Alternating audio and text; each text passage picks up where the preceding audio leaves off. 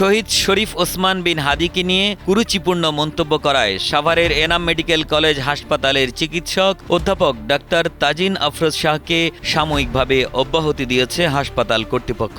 ১৯ December Enam medical college হাসপাতালে অধ্যক্ষ অধ্যাপক ডাক্তার মোহাম্মদ মোতাহার হোসেন ভূঁইয়ার স্বাক্ষরিত চিঠিতে এ আদেশ দেয়া হয়। এর আগে বৃহস্পতিবার নিপুণ হাজরা নামে একটি ফেসবুক আইডি থেকে স্ট্যাটাস দেন।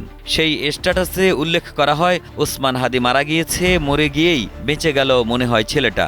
বাংলাদেশের পলিটিক্যাল ইতিহাসের জন্য খুবই ন্যাক্কারজনক একটা অবস্থা হয়ে থাকলো এটা। সেই স্ট্যাটাসে গিয়ে ডাক্তার তাজিন আফরোজ শাহ কমেন্টসে মন্তব্য করেন, no need to be unnecessarily diplomatic. সে একটা ছেঁচড়া, টোকাই ও সন্ত্রাসী ছাড়া কিছুই না।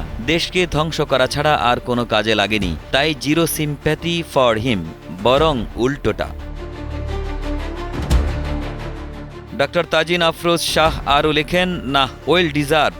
ইজিলি গেছে, বেশি কষ্ট পায়নি, ধুকে ধুকে মরেনি। ৩২ নাম্বার ভাঙার কারিগর, এটাই দুঃখ।